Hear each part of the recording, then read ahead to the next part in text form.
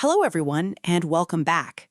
In today's video, I'm going to show you how to turn off dark mode on Google Search step by step.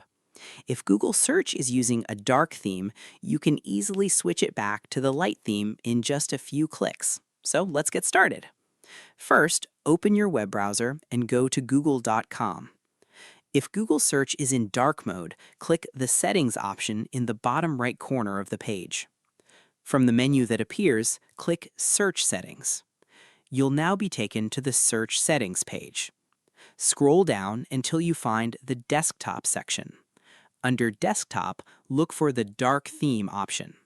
If it says On, click on it. From the available options, select Off. Google Search will switch immediately from dark mode to light mode.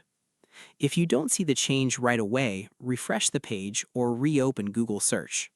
You can return to this same settings page at any time if you want to enable dark mode again. And that's it.